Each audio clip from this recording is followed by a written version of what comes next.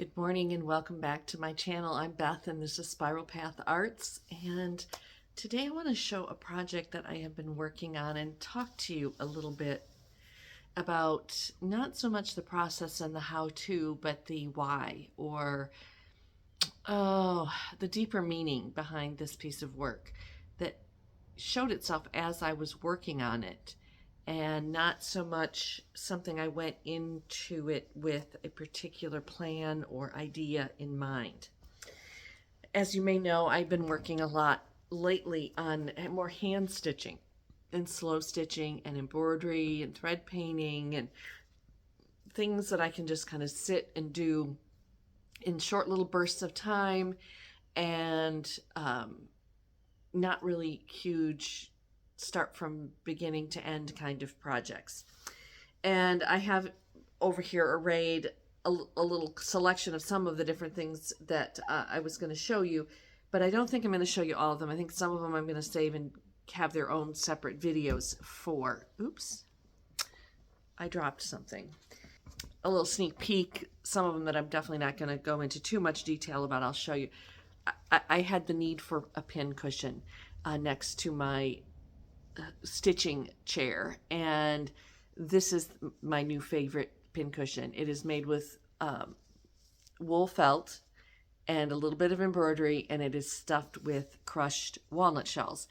All things I had in my stash, if you will, on hand, using up. I bought the walnut shells probably close to a decade ago to make some kind of pin cushion out of.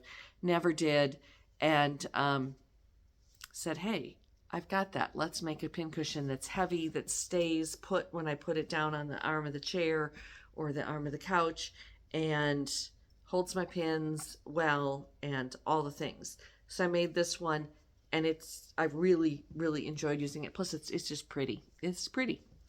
And then I had extra leftovers of that filling, so I made a big one for my cutting table, and again, just some recycled wool.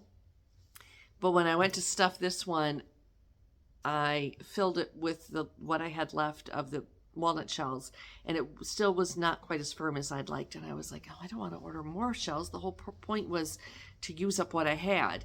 And so I had a brilliant idea. I don't think it was an original idea, but it was original to me. I hadn't seen it anywhere else. And I went and got out of my apothecary some lavender buds and mixed those in with the walnut shells and added it. So now this has a lovely lavender scent when I use it, and it's heavy enough that I can use it to, like, kind of almost as a paperweight if I've got the fan going and I've got paper patterns flying all over or fabric flying all over. So those are my pin cushions. And I'm not going to go into all the other things I've made because, like I said, I think I'll make another video about that. But the slow stitching process has really been revelatory to me. I have done hand stitching, I feel like, almost my whole life. Some of it I've loved, I've enjoyed, and I've gotten a lot of, benefit from, and others, I will never say never, but if I can avoid hand hemming a garment, I will avoid hand hemming a garment. But and I think I said in an earlier video when I showed you all my quilts, I have one quilt that I hand quilted, and I said I will never quilt again because it was hand quilt again. I'll just always machine quilt. I may have to eat my words on that one, because all the hand stitching, slow stitching I've been doing, one of my favorite stitches is this repetitive running stitch, which in effect is a hand quilting stitch. So never say never. But I like doing it on small little projects such as drink coasters and things like that, rather than a huge bed quilt. But again, never say never. I may get there.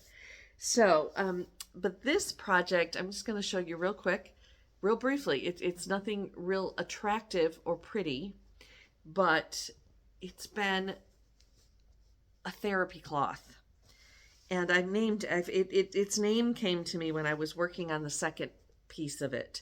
This one was getting, it's about, I guess, placemat size. I'm not going to use it as placemat. I don't know what I'm going to do with these pieces either. I was finishing this one up, and I didn't really want to keep adding on to it because I didn't want it to become some big piece.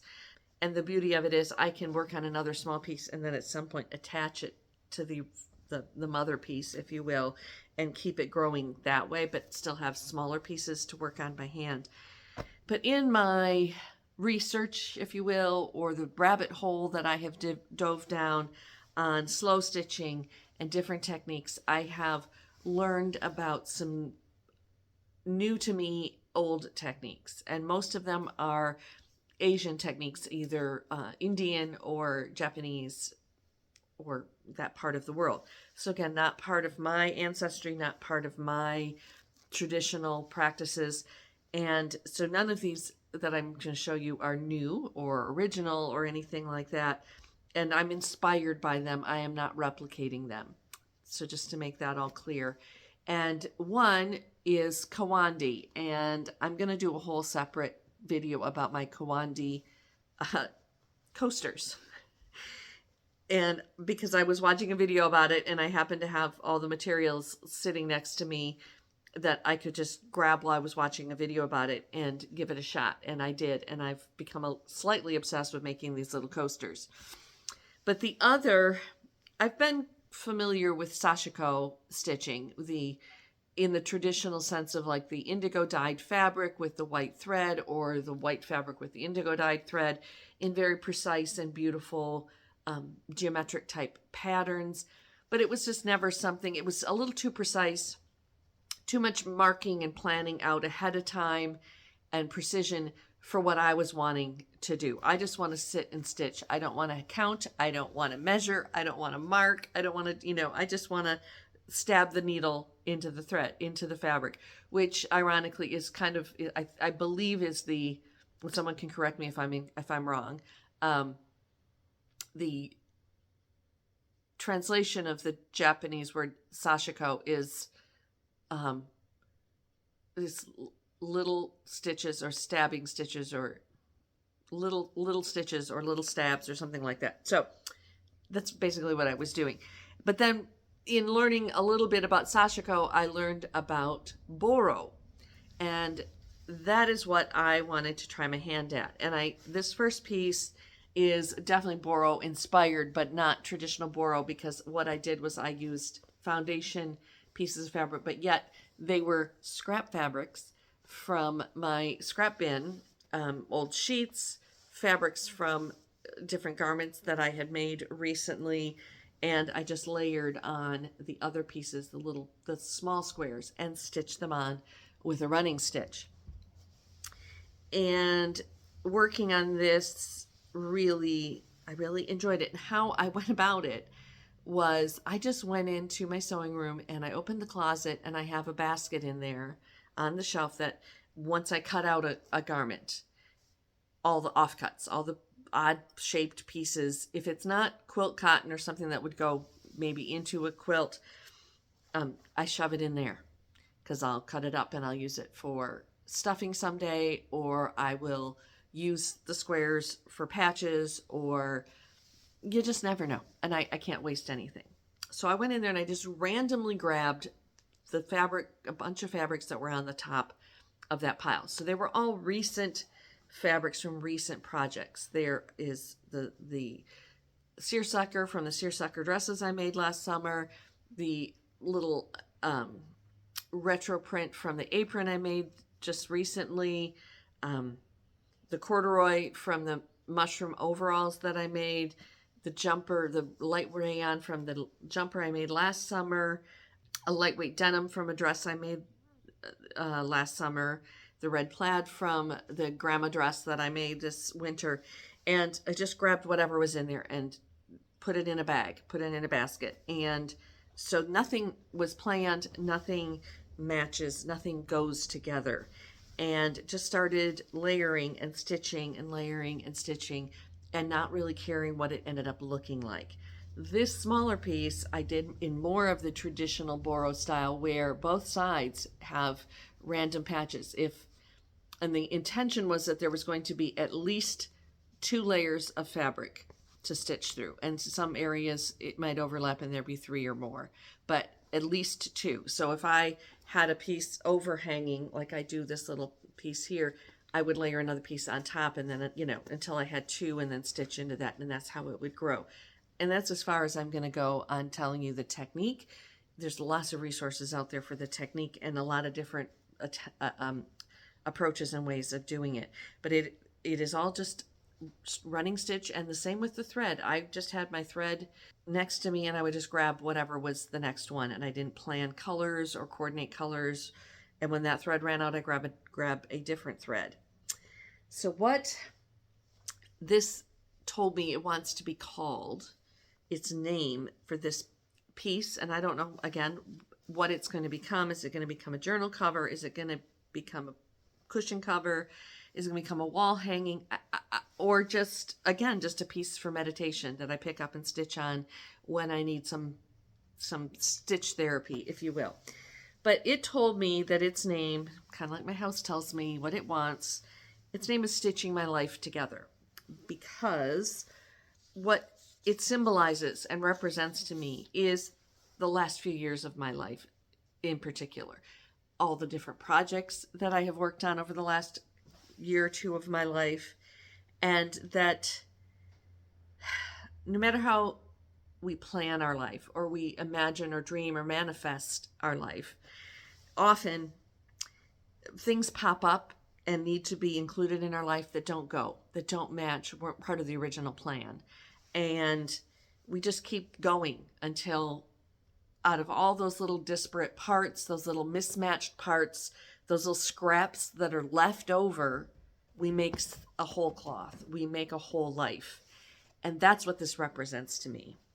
I have taken fabrics that were given to me, fabrics that I've had in my stash for ages, fabrics that I found at thrift stores or on clearance sales, and I've used them to make a new wardrobe.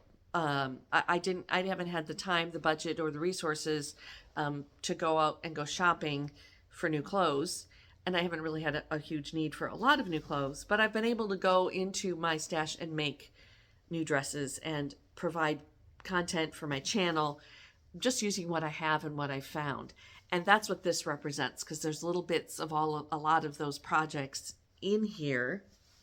And some of those garments have become instant favorites that I wear all the time, and others maybe have already gone into the scrap pile or have been recycled or reused or redone because they didn't quite meet my needs or fit the way I wanted them to, or I just didn't like them. But it doesn't matter, because that's also representative of life. Sometimes something new comes into your life and it's like, yep, that's a new thing. That's my new favorite. That's my new best friend. It's my new favorite chair. That's my new favorite teapot, whatever. And I'm going to use it until it breaks or dies, or I can't use it anymore. I'm going to have it as a part of my life. And then other things, you're like, oh, that caught my eye. I really like that. That's cute. You bring it home and, oh, this chair isn't as comfortable as I thought it was. Or that doesn't, it just doesn't really fit my lifestyle. That's too dressy for the way I live every day. Or, oh, that waistband is not comfortable. Or, oh, I cut whatever it might be. Doesn't matter. And you say, okay, well, I learned that I don't particularly like that style of dress, and it doesn't flatter me, and it's uncomfortable to wear at that length or whatever. And so you pass it on, you repurpose it, you change it in some way and make it, so people, things, items come and go. And that's kind of representative in some of the things in here that were things I made that maybe came and then went quickly. And then working in this Boro fashion, this Boro inspired fashion, as I'm working, I'm touching it. I'm feeling it. I'm adding a bit here. I'm adding a bit there. I'm seeing how the needle and the thread work together to pass through certain fabrics, and they pass through some easier than others. But as I'm working, I might find a little thin spot, a spot that, oh, I only have that little bit of rayon and something, and it's next to a bit of corduroy, and it's kind of thin. And so what do? I find just a little patch of fabric, and I cover it with just that little patch of fabric in that thin spot and stitch over it multiple times in multiple directions until it strengthens that spot up. And that represents those moments of self-care that we all have to do. Sometimes, life gets a little thin, gets a little frazzled, gets, a little delicate, and we feel like we got a thin spot and things are going to start to fall apart. So take a minute, and is it, brushing your hair, or doing some self-care, give yourself a manicure or get a massage or take a bath or whatever? Or is it, oh, I haven't been feeding myself well. That's one of my weak spots in my life. I don't cook and feed myself well. I end up, just kind of eating whatever fills my belly, and it's not necessarily always the most sustaining food. So I take a minute and say, oh, you need to take a minute, plan some meals, go buy some fresh vegetables, and, get yourself some lean protein in your body and some fresh vegetables in your body, and drink some more water.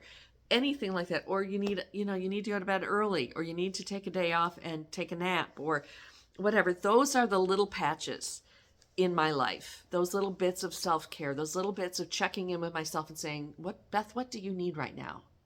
Do you need a nap? Just like when my daughters were little, oh, honey, I think we need a little time out. We need a little quiet time. Or do I need to go sit under a tree and meditate? Do I need to do a little stretching and yoga? Whatever. I check in with myself and say, is it my spirit that's thin and fragile right now? Is it my mental health that's thin and fragile right now? Is it my social life that's thin and fragile right now? Is it my health that's thin and fragile right now? And whatever it is, find the thing that will patch it and stitch it back together and strengthen that weak spot, so that overall my whole life is strong and sturdy and stitched together, and I can move on to the next thing, because I have taken a moment to patch the thin spots.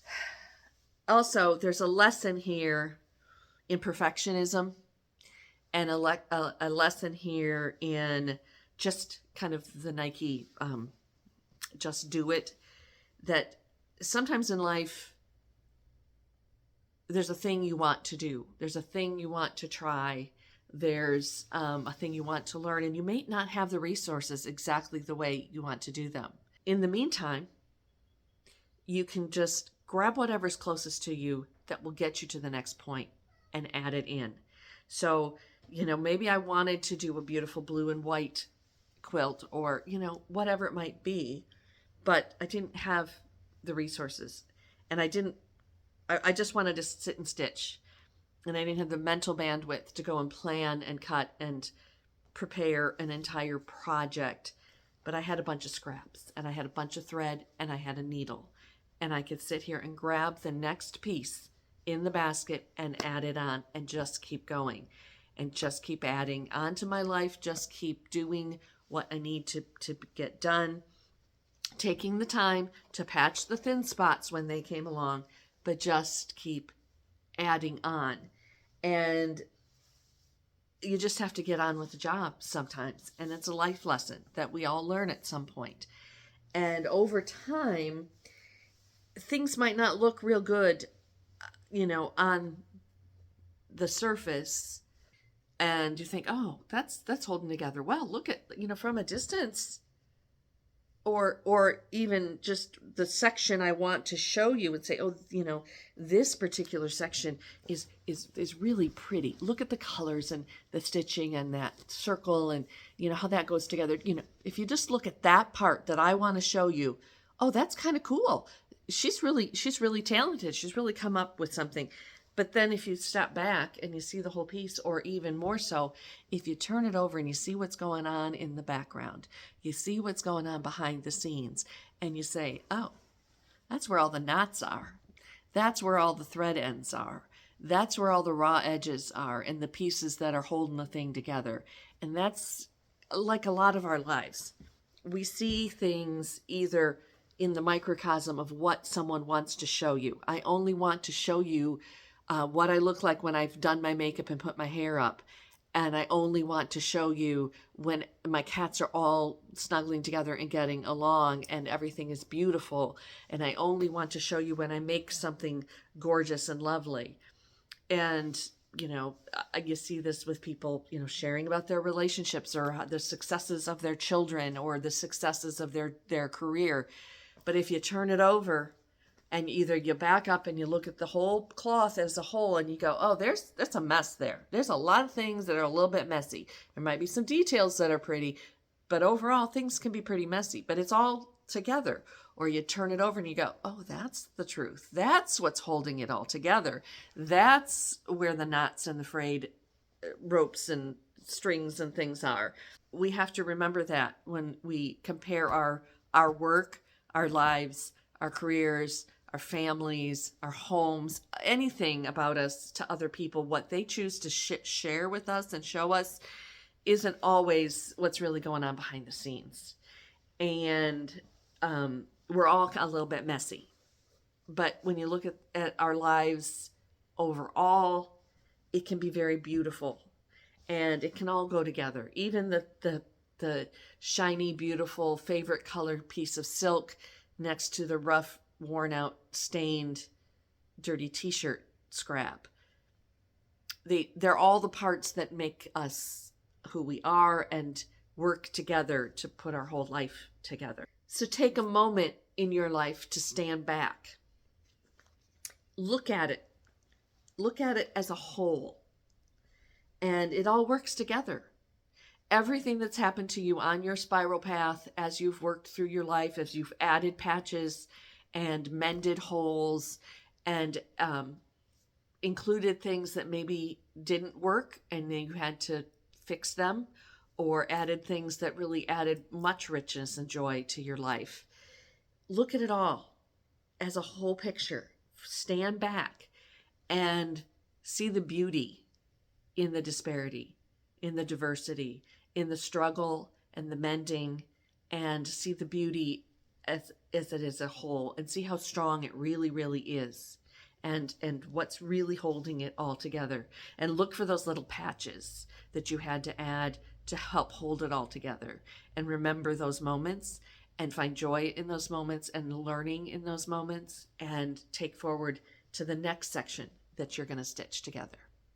But then when you're done standing back and looking at it as a whole, get in close and pick it up and touch it and feel the texture and feel the strength and the softness combined and the tactile sense and pleasure of everything that holds it together and everything that makes it. There might be a little bit of soft flannel or silkiness or something that just is your happy spot. My youngest daughter, had a blankie when she was little that my mother had made her and given to her when she was born. And she carried that thing. I think she still has scraps of it, and I've found scraps of it in my from old repairs. And it had a satin binding on it. And when she was little, she would sit and cuddle and she would stroke that satin binding. And this little piece of corduroy right here reminds me of that. It's soft. I can sit and I can take pleasure in the tactile sense of that little bit of corduroy. Get in close and see those details and the little bits that bring you joy. Find the little bits that bring you sensory pleasure or calmness and those kinds of things. But this cloth, so overall, like I said, I don't know what this piece is going to be. I'm thinking about mounting it in some way and making it a true art piece, because that's how it's speaking to me. But for me right now, what this really represents, it represents my life. It represents my whole life, but in particular, it represents kind of the last 3 years of my life. And where I am now in my life is not at all where I thought I would be. Some of it is a dream beyond what I thought I could ever achieve, and other parts of it is a left turn that I never thought I would have to make. So since my divorce 3 years ago, I've spent a lot of my life, a lot of my time figuring out what do I want my life to look like and be, and what what do I want to do every day? And how can I support myself? How can I live the life that I envision? Do what I want to do as I age, and looking toward the future, spending very little time looking toward the past, to be honest, but taking the things from my past and bringing them into my life on my spiral path, leaving behind the things that no longer serve me and bringing with me the things that bring me joy. That is how I live my life, have been living my life for the last few years. And patching it all together. And I'm trying, rather than this original piece that I was maybe trying to match things a little bit more when I would pull them out of the scrap basket or make them work a little bit more. And I was stitching them onto a foundation that I already had, and having that foundation hold them together. And as I worked, I found less need for that foundation.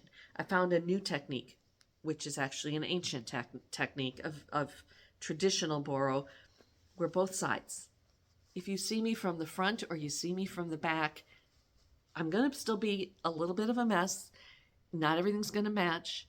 Not everything's going to be perfect. My knots are not hidden. I don't hide my knots. I don't hide my crooked stitches. I don't hide my frayed edges. But I do my best with my time and my talents and my gifts to stitch it all together so that it is strong and it's pretty much the same from both sides. And if there's a thin spot, I know what to do to reinforce that thin spot and just keep growing. Just keep adding on and keep on, just grab the next piece and see where it takes me.